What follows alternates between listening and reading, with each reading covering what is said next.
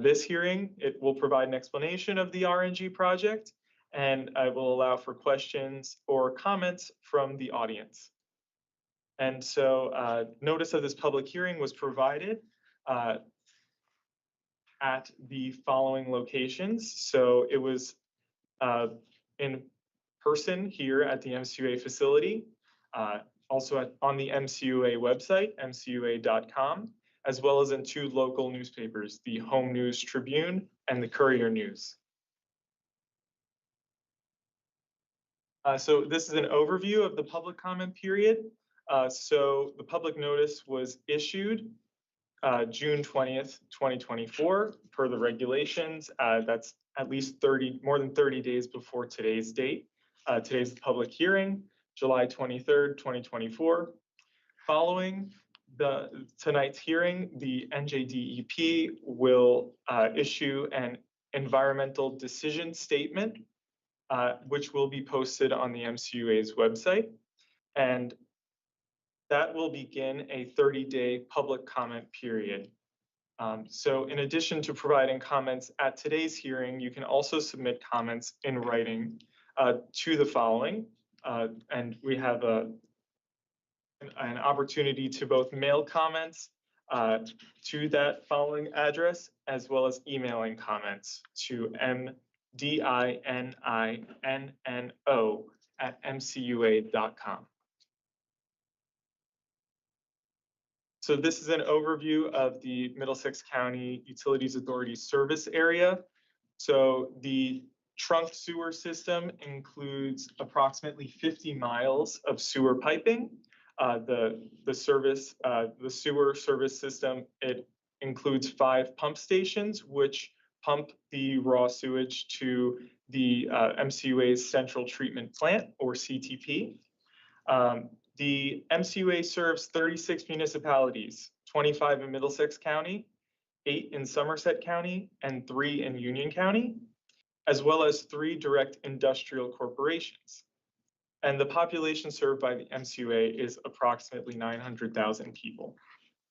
Now on the solid waste side, the Middlesex County landfill was opened in 1992 and accepts more than 500,000 tons of waste per year from over 850,000 residents of Middlesex County.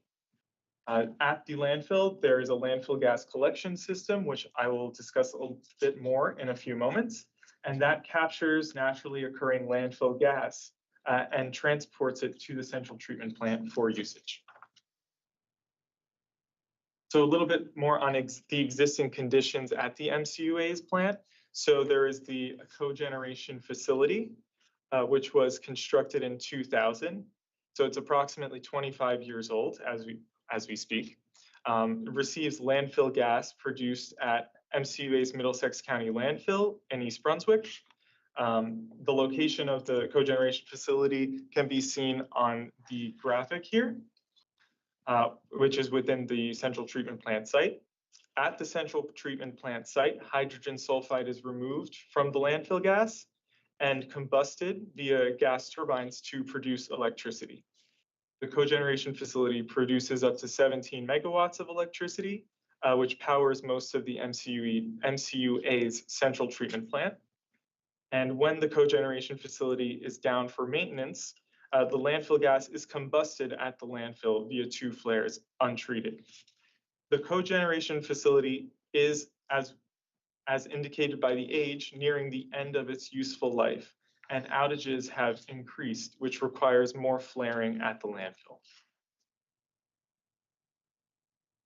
So an overview of landfill gas operations. So what is landfill gas? It refers to the collection and treatment of methane or other gases that are naturally arising from the decomposition of waste in a landfill. This landfill gas is then diverted through extraction wells and a pipeline to the MCUA's cogeneration facility. And there, as I noted, the landfill gas is converted to energy. So why is it beneficial to burn landfill gas? A significant component of landfill gas is methane, a potent greenhouse gas.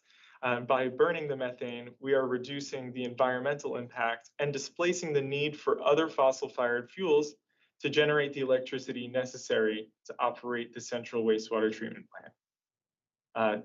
And the electricity output of the cogeneration plant is utilized by the MCUA at the central treatment plant, or CTP. And now just a brief overview of what the RNG project will accomplish. So RNG, or renewable natural gas, is biogas that's processed to a standard that is allowed by the natural gas utility, in this case, PSE&G, to be injected into their system and distributed to their customers. So in this project, the landfill gas at approximately 50% methane will be processed such that it becomes 96% methane. And this is completed through the following process steps. So first, hydrogen sulfide is removed. Then other constituents such as carbon dioxide, nitrogen, oxygen, volatile organic compounds, or VOCs, and siloxanes are removed.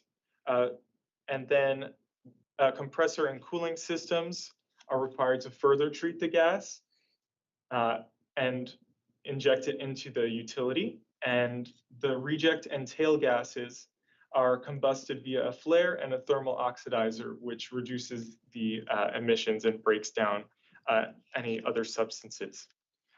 So this process provides the following benefits. It significantly reduces the volume of the combusted landfill gas at the site, and it lowers plant air emissions. And RNG that is injected into the grid, it offsets natural gas that is derived from fossil fuels. And now I'm going to hand it over to Gio from CEM.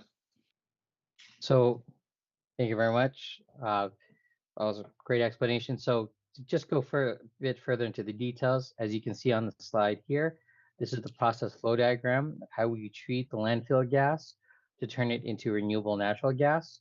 So as you can see in red, those are the sections of the process that compress the gas so that it can go through the process. The green parts are where we actually treat the gas. We remove the various parts of the gas so that we can get it to injectable quality. And then in blue, you see where we take the tail gases and we flare and put it through a thermal oxidizer. So the first step is after we blow the gas coming in from the landfill, we bring it through our hydrogen sulfide removal system, which uses a solid media. And then after that point, then we go to the VOC and siloxane removal, which uses the temperature swing absorption system. And we also have activated carbon vessels after both processes to make sure that there's a bit of a redundant factor there and making sure that everything is clean. Then we go through one final compression before we then bring it through pressure swing absorption, where we take out the nitrogen, the oxygen, and the CO2. And then after that, we can then inject into the pipeline, and it is all self-contained within the RNG facility. And that's it. Now we'll pass over to Ebenezer Sada from T&M Associates. Thank you. Now I'll talk a little bit about the current air permitting and then the permitting for the proposed RNG plant. The first table presents the facility's potential emissions from all significant source operations in tons per year. These potential emissions are from the Title V operating permits for each facility. Bear with me as I run through these numbers. There are a lot of numbers, but they are important to the extent that they characterize the numbers, the emission rates characterize the worst case emissions footprint for the plants prior to installation of the RNG plant. So the total VOC emissions are 38.62, consisting of 23.70 tons per year from cogeneration and 14.92 from the central treatment plant, or otherwise also known as the wastewater treatment plant. Total NOx emissions are 120.92, consisting of 100 tons from cogeneration and 20.92 from the CTP plant. CO emissions, total emissions are 186.88 tons per year, consisting of 165 tons from cogeneration and 21.88 tons from the CTP. Sulfur dioxide emissions, total emissions are 73.39 tons, consisting of 72.5 tons from cogeneration and 0.89 tons from the CTP. Total suspended particulates, TSP, total emissions are 112.06 tons per year, consisting of 14.20 tons per year from cogeneration and 97.86 from the treatment plant. Particulate matter less than 10 microns of PM10, total emissions 134.86 tons per year, consisting of 37 tons from cogeneration and 97.86 from the CTP. Particulate matter less than 2.5 microns or PM 2.5, total emissions 134.86 tons per year, consisting of 37 tons from cogeneration and 97.86 tons from the treatment plant. Lead total emissions are negligible or approximately zero from both plants. Hazardous air pollutants, 3.4 total tonnage, consisting of 1.8 tons per year from cogeneration and 1.60 tons per year from the treatment plant. These emissions are the pre-project emissions, which we are showing on the second table. As I said before, they characterize the existing footprint before the project emissions come into play. Project emissions from the RNG plant are shown on the fourth row. 2.31 tons of VOCs, volatile organic compounds, 12.61 tons of NOx or nitrogen oxides, 29.75 tons of carbon monoxide, 1.64 tons of sulfur dioxide, 8.08 tons of TSP, 8.08 tons for particulate matter less than 10, and it's the same thing for particulate matter less than 2.5 microns. Lead emissions are also negligible or approximately zero. 0.27 tons we have for the hazardous air pollutant emissions. So these are the project emissions that will defray or replace the cogeneration emissions previously talked about. So the post-project emissions with just the CTP or central treatment plant and RNG only, and that's because the RNG would be replacing the cogeneration emissions, show it at 17.23 tons per year for VOCs, 33.53 tons for NOx, 51.63 tons for carbon monoxide, 2.53 tons for sulfur dioxide, 105.94 tons for TSP, PM10 and PM2.5. It's negligible for lead, and it's 1.87 for the hazardous air pollutants. So this will reflect an overall reduction, which is, I believe the goal of the project. Total emissions reductions are 21.39 for VOC, 87 reflecting 55% reduction. For NOx, it's about 87.39 tons per year, reflecting a 72% reduction from the baseline.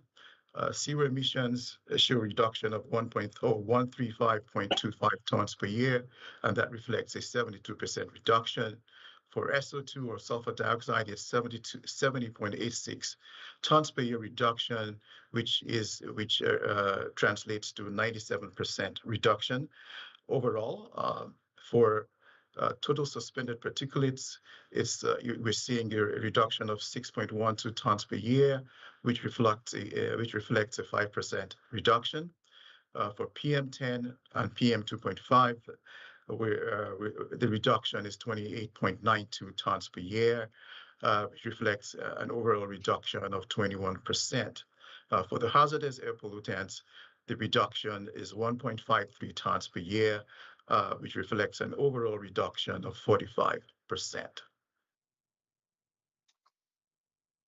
All right, thank you, Ebenezer. I'll now pass it over to Rick Adelson from Frank H. Lair Associates. So we do have some other environmental impacts we should talk about. For land use, on the land use side, we have a small area of wetlands adjacent to our construction area that will be fenced off to avoid disturbance during construction. The whole site is a previously filled, previously disturbed area.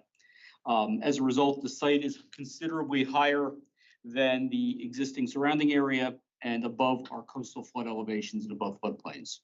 We also have some stormwater impacts in that we're creating new impervious surfaces. Bioretention basins are proposed to mitigate any impacts from the new impervious.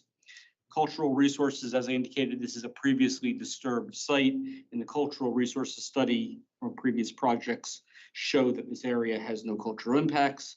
We also have no significant wildlife or plant habitat impact on the RNG site. So very low environmental impacts with this project. So an alternatives analysis was performed as a part of this, this project. So we present 3 options for moving forward. The first is essentially the option of taking no action. It includes the MCUA operating the existing cogeneration facility to failure, which will eventually lead to flaring landfill gas 100% of the time, naturally occurring landfill gas. So the pro of this is that it requires no capital investment, but the con is system-wide emissions are not reduced. They're increased over time, and there is no benefit gained from combusting the landfill gas.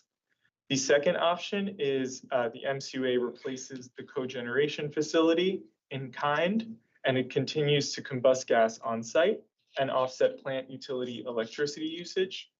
The pros of that option are that it would offset utility electricity usage and provide resiliency with on-site generation. But the cons are that there is a capital investment required and the site emissions would not change. Third option and the proposed option of installing a new renewable natural gas facility to process landfill gas to pipeline quality and distribute that offsite. The pro is that this, as discussed, is the lowest emissions option, and it offsets the PSE&G natural gas fossil fuel usage. And the con is that it is the highest capital investment option. A conclusion of the presentation. So this public hearing provided a summary of environmental impacts of the proposed RNG facility project at the Middlesex County Utilities Authority.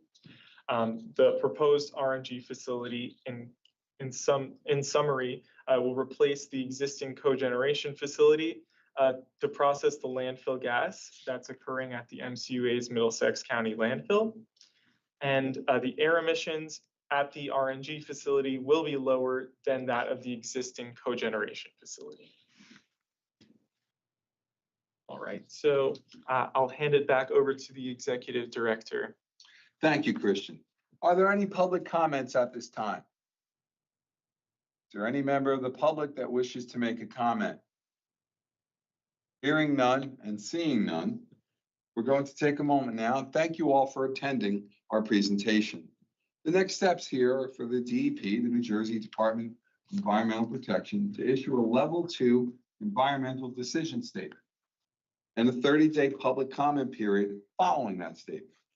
So please send all comments within 30 days of the statement to the following.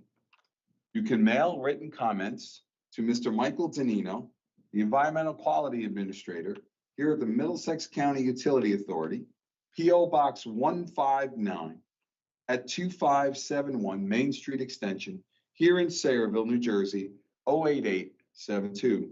Or if you wish, and we mentioned this email before, you can email Mr. Danino at mdinno@mcua.com.